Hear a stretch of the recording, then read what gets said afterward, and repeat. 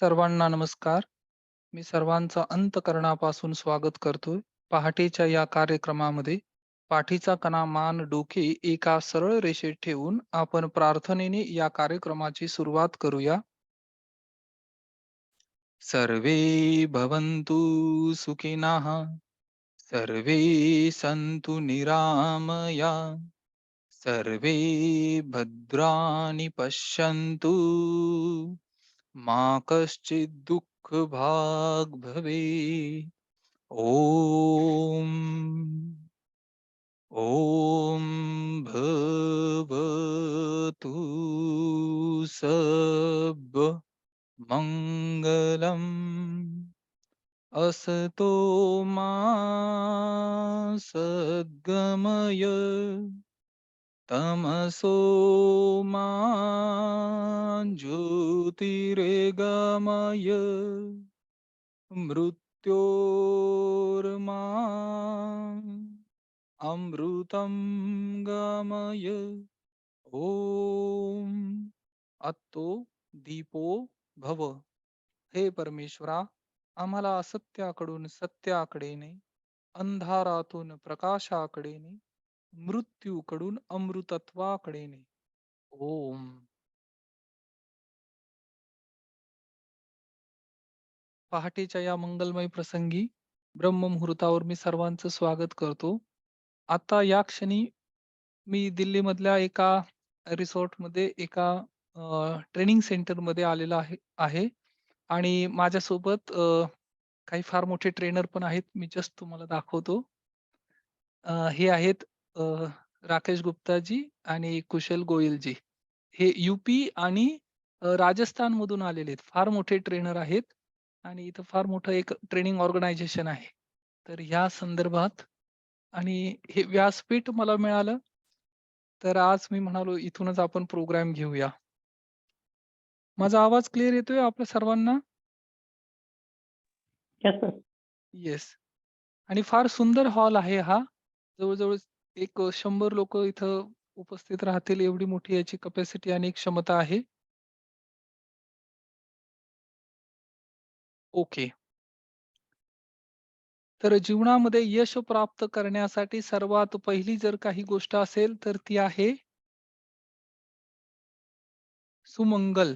सर्वांचं मंगल हो, सर्वांचं भलं हो, ह्या कामनेने जर आपण आपल्या दिवसाची सुरुवात केली आणि ब्रह्ममुहूर्ताच्या या समयी जे मनोक शरीर यंत्र आपल्याला प्राप्त झालेलं आहे, या ब्रह्मांडाने, भगवंताने विशेष कृपा करून आपल्याला जो नरदेह, मनुष्य जन्म दिलेला आहे, याच्यासाठी आभार व्यक्त करणं फार आवश्यक आहे. बडे भाग्य मानुष तन पावा, सुर दुर्लभ सद ग्रंथ न गावा, साधन धाम मोक्ष कर द्वारा, पायन जेही परलोक सवारा. मोठ्या भाग्याने हे मनुष्य जन्म आपल्याला प्राप्त होत आहे आणि याच्यासाठी आपण भगवंताचं विशेष आभार व्यक्त करणं फार आवश्यक आहे. आणि सर्वप्रथम ज्या पहिल्या पुस्तकाचं आपण मनन चिंतन केलं होतं त्यानुसार आपल्या जीवनामध्ये आपल्याला ज्या 10 वरदान स्वरूप जे प्राप्त झालेलं आहे त्यासाठी अ, त्यासाठी आपण कृतज्ञ, आभारी असणं फार आवश्यक आहे. आणि हे आभारी असणं हेच या ब्रह्मांडाला पहिलं सिग्नल आहे किंवा पहिलं आपली कृतज्ञता व्यक्त करतो आपण त्याप्रती, की जे काही आम्हाला मिळालं आहे त्यासाठी आम्ही तुझा किंवा आम्ही तुमचं खूप आभारी आहोत. आणि 10 वरदानांची यादी झाल्यानंतर सरते शेवटी दिवसाच्या शेवटी किंवा रात्री जो मेटाफोर आहे, जो सांकेतिक, मग तुमचा तो जादूचा दगड असेल किंवा गॅनोडर्मा असेल किंवा रुद्राक्ष असेल, याला तुम्ही समोर ठेवून आज दिवसभरात झालेल्या चांगल्या घटनांची एक स्मृती करायची आहे, यादी करायची आहे आणि त्यासाठी भगवंताला विशेष धन्यवाद द्यायचा आहे. जेणेकरून तुमची रात्र सुद्धा ट्रान्सफर होईल, रूपांतरित होईल. कशामध्ये? तुमच्या भाग्यांमध्ये. ह्या 2च गोष्टी फार महत्त्वाच्या आहेत. तक्रार करण्यापेक्षा निर्माण करते होणं फार आवश्यक आहे. अ, अजून एक मान्यवर व्यक्ती आपल्यामध्ये उपस्थित आहेत. त्या आहेत ह्या सुदेश मॅडम. या हरियाणा अ, कुरुक्षेत्र इथून आलेल्या आहेत. आणि फार मोठ्या रेकी ट्रेनर आहेत ह्या आणि यांनी 35 वर्ष प्रोफेसर म्हणजे मॅथ्स गणिताच्या टीचर म्हणून, प्रोफेसर म्हणून आणि मुख्याध्यापिका म्हणून त्या रिटायर झाल्या आणि यांच्याबरोबर आज हा प्रोग्राम करण्याची आपल्याला संधी मिळत आहे. जीवनामध्ये हार्ड वर्क करून प्रत्येक व्यक्ती इथं हार्ड वर्क कष्ट करतो आणि हे कष्ट केल्यानंतर नॉट नेसेसरी की यश हे मिळेलच. पण यश प्राप्त करण्यासाठी जे बेसिक लाईफ स्किल आहे, शाळा, कॉलेज किंवा लिहिण्या वाचण्याचं जे शिक्षण आहे, याच्या पलीकडे जे लाईफ स्किल आहे, जीवनामध्ये सर्वांगीण जीवन कौशल्याचा सर्वांगीण विकास करण्यासाठी जे जीवनाचं ज्ञान आहे, जीवनावश्यक ज्ञान आहे, ते ज्ञान प्राप्त करणं फार गरजेचं आहे. 4 गोष्टी ज्याच्याविषयी मी नेहमी बोलतो. आरोग्य, मधुर नातेसंबंध आणि तुमच्या नोकरी, व्यवसाय, कारोबार, व्यापार यामध्ये जी प्रगती करायची आहे आणि खऱ्या अर्थाने आर्थिक स्वातंत्र्य प्राप्त जर करायचं असेल, तर त्यासाठी एकच राजमार्ग आहे. जे तुम्हाला प्राप्त झालेलं आहे त्याप्रती सजग राहणे आणि दुसरी गोष्ट जी फ्रिक्वेन्सी आहे, जी फ्रिक्वेन्सी मॅच करेल, ह्या गोष्टी आपल्या जीवनामध्ये आकर्षित करण्यासाठी लॉ ऑफ अट्रॅक्शन यानुसार त्या निसर्गाच्या नियमांचं पालन करून आपण ह्या गोष्टी आपल्या जीवनामध्ये प्राप्त करू शकतो. आणि त्यासाठी ब्रह्ममुहूर्तावर उठणं हे सर्वोत्तम आणि पहिलं महान कार्य आहे जे तुम्ही दिवसाच्या सुरुवातीला करू शकता. आजच्या काळात ज्यावेळेस रात्री 12-1 वाजेपर्यंत ही तरुण पिढी Netflix किंवा सोशल मीडिया अशा क्षेत्रात अडकलेली आहे आणि मी तुमचं सर्वांचं विशेष आभार व्यक्त करतो, की जे ब्रह्ममुहूर्ताच्या या 5 वाजून 25 मिनिटं झालेली आहेत आता. ज्यावेळेस संपूर्ण जग निद्राधीन आहे, त्यावेळेस काही मुमुक्षु, काही साधक हे स्वतःचं उत्थान करण्यासाठी, समाजाचं उत्थान करण्यासाठी, कुटुंबाचं उत्थान करण्यासाठी पहाटेच्या या सेशनमध्ये आलेले आहेत. तर आज आज आपण पाहणार आहोत the power of your subconscious mind या पुस्तकाचे जे लेखक आहेत, जोसेफ मर्फी सर. हे फार मोठे ऑथर, फार मोठे ज्ञानवंत किंवा ट्रेनर आहेत. तर त्यांचंच अजून एक पुस्तक the infinite power to reaches श्रीमंत होण्याची तुमची असीम शक्ती आणि यामध्ये आज आपण जवळ-जवळ 13 चॅप्टर पर्यंत आलेलो आहोत. काल आपण पाहिलं कृतज्ञ माणसाकडे, कृतज्ञ व्यक्तीकडे संपत्ती ही स्वतःहून चालून येते. त्यासाठी विशेष प्रयत्न करायची आवश्यकता नाही. पण कृतज्ञता हा गुणधर्म असा आहे, जो आपल्या सर्वांना फॉलो करणं आवश्यक आहे. ओके, आता आपण सुरुवात करूया. आजचं प्रकरण आहे प्रकरण 14.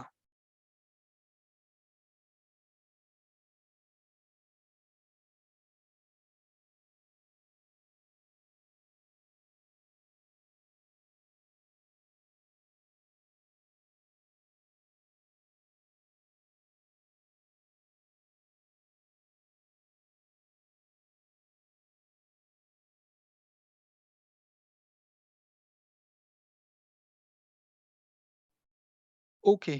शब्दांचे सामर्थ्य घडवते श्रीमंतीचा चमत्कार. शब्द, वर्ड्स विचारांची ही अद्भुत शक्ती ज्याच्याने जीवनामध्ये श्रीमंतीचा चमत्कार होतो. शब्दांच्या अफाट सामर्थ्यांची तुम्ही कधी विचार केला आहे का? विचार करणं म्हणजे बोलणेच असते. तुमचा विचार म्हणजे तुमचा शब्द. आणि एका ग्रंथात हे लिहिलेलं आहे, समयोचित भाषा म्हणजे चांदीच्या कुंदनात गुंफलेले जणू सोन्याचे फळ. आपल्याला असेही सांगितले आहे, की गोड बोलणे मधाच्या मोहळासारखे मनाला आनंद देणारे व हाडांना आरोग्यदायी असते. मीठा सबसो बोलिये सुख उपजत चहु ओर वशीकरण ये मंत्र हे तजदे वचन कठोर. या दोह्याप्रमाणे जर कुणाला म्हणजे गोड बोलून, मधुर बोलून तुम्ही एखाद्याच्या हृदयापर्यंत पोहोचू शकता आणि वशीकरणाचा सर्वात सोपा मंत्र जर काही असेल, तर जी वाणी आपल्याला मिळालेली आहे, हिचा वीणा बनून उपयोग करणे, बाण बनून नव्हे. एखाद्याच्या हृदयाला टोचेल असं बोलण्यापेक्षा प्रशंसा, आदर, सत्कार आणि त्यांची स्तुती, ह्या अशा काही गोष्टी आहेत, जेणेकरून त्या व्यक्तीच्या हृदयाला पण आनंद निर्माण होईल. तुमचे शब्द मधुर ऐकायला गोड आहेत का? मी प्रगती करू शकत नाही. ते अशक्य आहे. मी आता थकलोय. मी श्रीमंत कसा होणार? दुसऱ्या कोणाला तर जमेल, पण मला नाही जमणार. माझ्याकडे पैसे नाहीत. मला हे परवडत नाही. मी प्रयत्न करून पाहिलाय. त्याचा काही उपयोग नाही. अशा प्रकारची वाक्य तुम्ही उच्चारता का? तुमच्या सहज लक्षात येईल, की हे मधुर शब्द नाहीत. ज्या शब्दांनी नकारात्मक भावना येते, ज्या शब्दांनी आशा निराशामध्ये रूपांतरित होते, ज्या शब्दांनी एखाद्याच्या हृदयाला घाव होतो, हे शब्द मधुर नाहीत. मग ते स्वतःसाठी असो किंवा दुसऱ्यांसाठी, इतरांसाठी, समाजासाठी. सर्वप्रथम आपल्याला आपले शब्द, वाणी ही सुधारणं आवश्यक आहे. हे शब्द तुम्हाला प्रेरणा देत नाही, यापेक्षा महत्त्वाची गोष्ट म्हणजे या शब्दात तुम्ही जे विचार व्यक्त करीत आहेत, ते तुमच्या बाबतीत खरे ठरणार आहेत. तुम्ही जे शब्द बोलता ते तुमच्या हाडांसाठी मधुर व आनंदवर्धकच असले पाहिजेत. तुमच्या बोलण्यामुळे तुम्ही रोमांचित झाला पाहिजे व तुम्हाला सुख लाभले पाहिजे. इथे हाडे हे आधाराचे प्रतीक आहे. तुमच्या शब्दांमुळे तुमची शक्ती वाढली पाहिजे. आता मनाला नवीन आदेश द्या व पुढील प्रार्थना अर्थपूर्वक म्हणा. या क्षणांपासून मी फक्त असेच शब्द उच्चारीन जे माझ्या सोबत सर्वांचे कल्याण करील. सर्वांना प्रेरणा देतील व सर्वांना समृद्ध करतील. शब्दांचे सामर्थ्य अफाट असल्याने योग्य वेळी योग्य तेच बोलणे गरजेचे असते. आणखी एक गोष्ट लक्षात ठेवा. प्रसंग कोणताही असो, तुमचे शब्द मनाला आल्हाददायक व शरीराला हितावह असले पाहिजे. 100 वर्षापूर्वीचे माइंडचे डॉक्टर फिलियस फ्राकाइस्ट यांनी असे शोधून काढले होते, की आदी मानवाला त्याच्या आशा, आकांक्षा, इच्छा, आवडी-निवडी व भीतीबद्दल बोलण्याची फार इच्छा होती. आपल्या बरोबरच दुसऱ्या मानवाला आपले विचार व भावना बोलून दाखवाव्यात, ही आदी मानवाची तीव्र आंतरिक इच्छा होती. याची सुरुवात ओरडण्याने व विव्हळण्याने झाली. हे पहा, भाषा, जी भाषा आपण विकसित केलेली आहे, ही भाषा विकसित करणं हे मानवजातीला मिळालेलं एक वरदान आहे.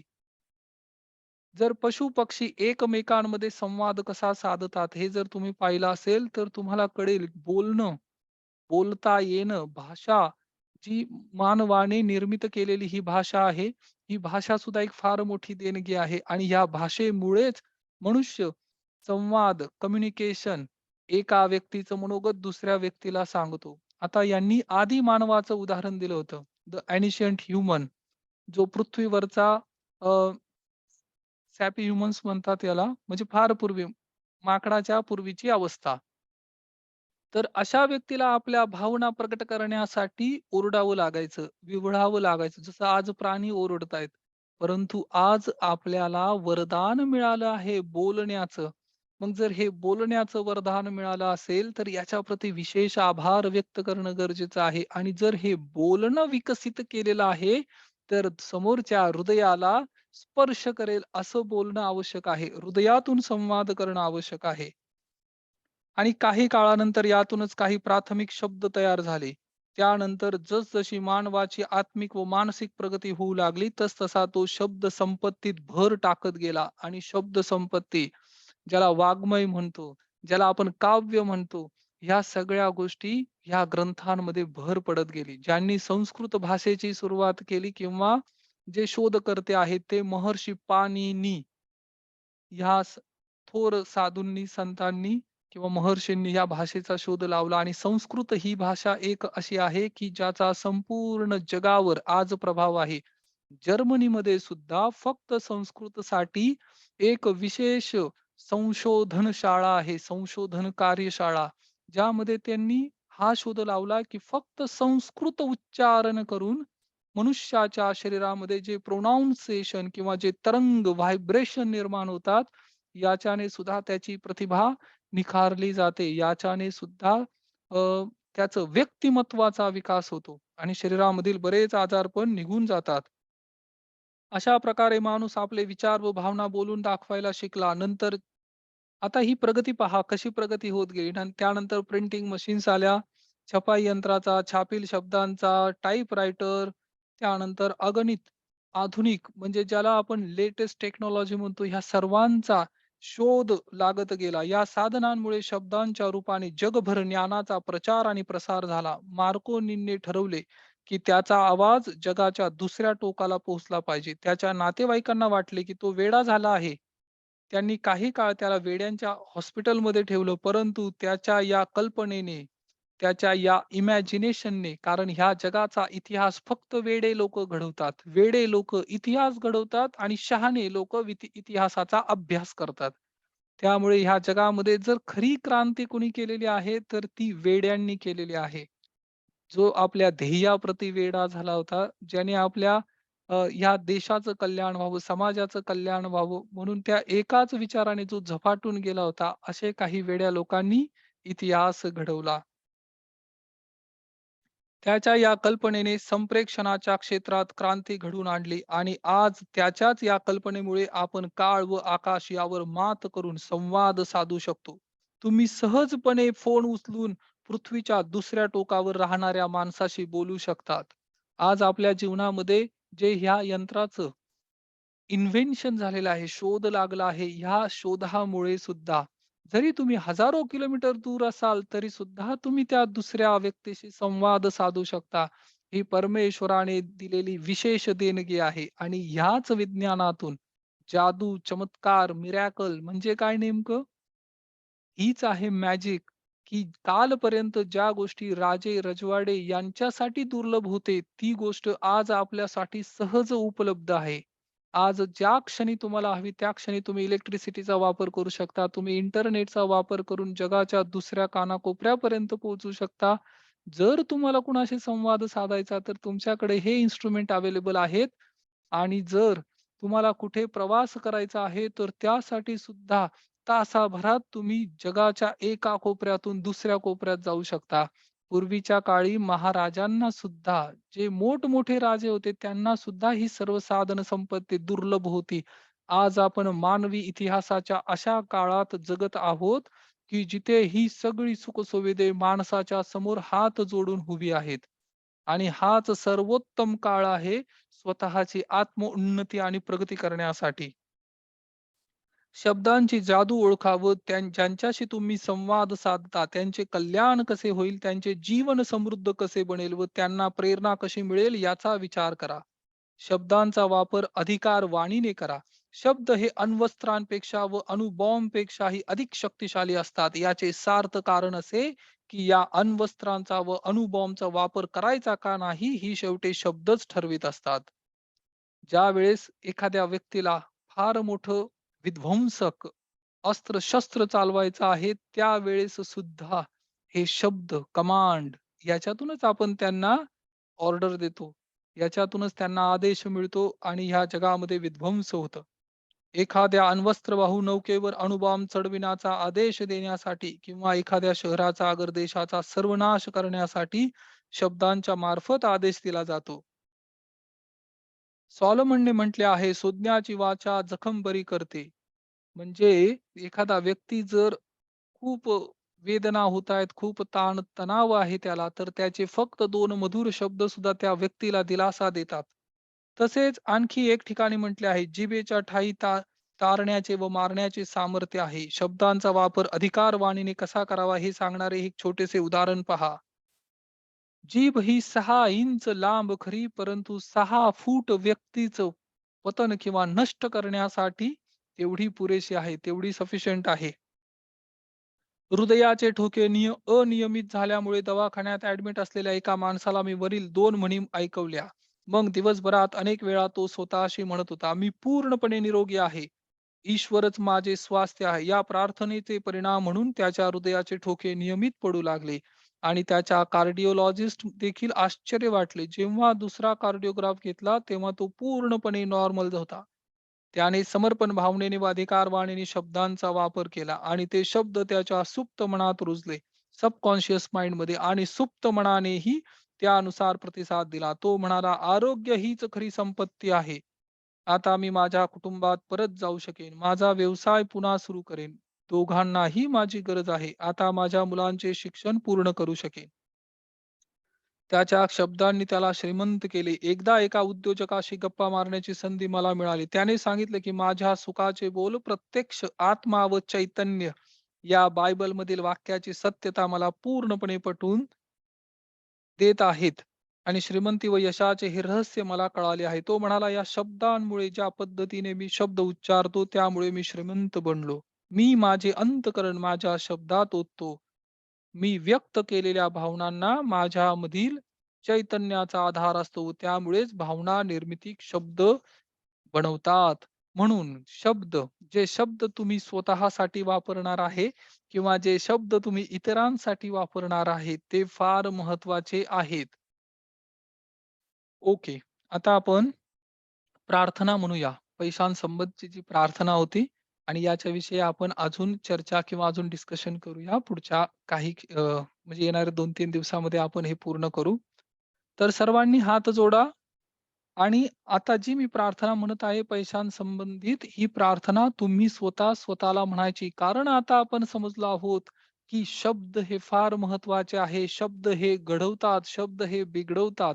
म्हणून ह्या शब्दांचा फार समर्पक पद्धतीने वापर करणं गरजेचं आहे. आजपासून मी, विनोद भागवत पाटील, पैशांसोबतचे नवीन स्नेहसंबंध प्रस्थापित करीत आहे. पैसा हा चांगला, पवित्र, स्वच्छ आणि निर्मळ आहे. माझ्यासारखाच आणि माझ्या विकासासाठी, सुखसमाधानासाठी आणि कल्याणासाठी आवश्यक आहे. पैसा माझ्या आयुष्यात सकारात्मकता घेऊन येतो. आयुष्यात जे काही यश मी अनुभवतो, तो माझ्या आणि माझ्या प्रियजनांच्या आयुष्यात पैसा आणि संपन्नता घेऊन येतो. यशस्वी होणे आणि श्रीमंत होऊन माझ्याकडे भरपूर पैसे असणे यासाठी मी पात्र आहे. स्वतःला स्वतःच्या नजरेत पात्र ठेवणं फार गरजेचे आहे. संपूर्णतः पात्र आहे. पैसा माझा मित्र आहे आणि रोज माझ्या गुंतवणुकीचे मूल्य दिवसेंदिवस जास्तीत जास्त वाढत आहे. पैसा आणि यश सदैव माझ्यासोबत राहतात आणि पुढे देखील राहतीलच. विपुलता आणि यश मला प्रेरित करण्यासाठी धन्यवाद. धन्यवाद की मी श्रीमंत आहे. धन्यवाद की मी ऐश्वर्य संपन्न आहे. पैसा ही एक ऊर्जा आहे. जसं अन्न, वस्त्र, निवारा ह्या आपल्या मूलभूत गरजा आहेत, तसंच पैसा, संपत्ती ही सुद्धा आपली प्रथम आणि मूलभूत आवश्यकता आहे. त्यामुळे पैशांविषयी कधीही अपशब्द बोलू नका. पैशांसाठी वेगवेगळे देवी-देवता आहेत आपल्याकडे आणि पैशांचा उपयोग अशाच पैशांचा उपयोग करा जो कुणाच्या तरी आशीर्वादाने मिळालेला आहे. अनितीचा आणि शापाचा तळतळाटीचा पैसा कुठल्याही कामाचा नाही. असा पैसा, अशी संपत्ती फक्त आजारपणात, व्यसनांमध्ये किंवा अनितीच्या कार्यातच जाईल. म्हणून लक्ष्मीचं आवाहन करा, अलक्ष्मीचं नको. ओम महालक्ष्मीच विद्महे विष्णुपत्नीच धीमहि तन्नो लक्ष्मी प्रचोदयात. आता जी पुढील प्रार्थना मी म्हणणार आहे, ही 15 वेळा तुम्ही दररोज दिवसभरात म्हणायला हवी. मी माझे मन मोकळे करून माझ्यामधील अंतरशक्तीवर विश्वास ठेवीन. मी सर्व नकारात्मकता सर्व शक्तिमान परमेश्वराला समर्पित करतो. ज्यामुळे माझ्या जीवनात चमत्कार होतील, ज्यासाठी मी तयार आहे. I will open my mind and trust my own power within. I surrender all negativity to Almighty. Miracles will start manifesting in my life and I am prepared for it. ही प्रार्थना फार चमत्कारिक आहे. या प्रार्थने सुद्धा तुमच्या जीवनामध्ये खूप चमत्कारिक बदल घडतात. आता ज्या घरामध्ये आपण राहतो, ज्या वास्तूमध्ये आपण राहतो, आपल्या कुटुंबाला ज्याने थंडी, ऊन, वारा याच्यापासून संरक्षण दिलेलं आहे, ज्याला आपण शेल्टर म्हणतो. त्या वास्तूसाठी आपल्या हृदयातून कृतज्ञता व्यक्त करण्यासाठी संस्कृतमधील हे शब्द फार महत्वाचे आहेत आणि हे एक प्रकारची कृतज्ञता आहे. वास्तुदेवो दया सिंधू प्रणतक्लेशनाशय सुखं देहि धनं देहि सुस्थिरो भवेश्मानि. ॐ नमो भूदेवं प्रसीदतु मम गृहे धनधान्यम् आरोग्यं देहि सर्वदा. ॐ नमो अन्नपूर्णे जय अन्नपूर्णे सुखशान्ति प्रत्यय कारणं वाञ्छितं वाञ्छितं ॐ क्रीं क्रीं क्रीं मूलये नमः. ॐ अन्नपूर्णे सदा पूर्णे शंकर प्राणवल्लभे ज्ञान वैराग्य सिद्ध्यर्थ भिक्षां देहि च पार्वती. ओम श्रीमात्रे नमः. ओम दुर्गायै नमः. ओम सर्वमंगलायै नमः. ओम महालक्ष्मी नमः. ओम सांद्रकरुणायै नमः. ओम अनुग्रहदायै नमः. ओम भगवते नमः. ओम पापनाशिने नमः. ओम अंबिकायै नमः. ओम भुवनेश्वर्यै नमः. ओम श्री गुरुचरणकमलेभ्यो नमः. हे मंगलमय शब्द तुमच्या घरामधील वातावरण प्रसन्न युक्त बनवतील आणि त्या घरातील त्या गृहिणीला गृहलक्ष्मीला सुद्धा माझा नमस्कार. त्या अन्नपूर्णेला सुद्धा माझा नमस्कार. ज्या घरातील करती स्त्री आनंदी आहे त्या घरात पैशांची सुख संपत्तीची आणि लक्ष्मी देवतेची प्रत्यक्ष कृपा दृष्टी आहे. आणि त्याच कर्त्या स्त्रीला नमन करून जिची पूर्णपणे हीच इच्छा असते की तिच्या कुटुंबामध्ये तिच्या लहान लेकरांपासून तर त्या कुटुंबाच्या घरधनीपर्यंत सर्वांचं आरोग्य चांगलं राहावं आणि त्यासाठी ती सतत कार्यरत असते. हे मंत्रोच्चार एक प्रकारे त्या कर्त्या स्त्रीसाठीच अभिवादन म्हणून आहेत. खूप खूप धन्यवाद. आता मी माझी स्क्रीन पुन्हा एकदा शेअर करतो आणि त्यानंतर आपण प्रत्यक्ष मेडिटेशन किंवा प्रार्थना करूया. नियर अबाउट 6 वाजलेले आहेत.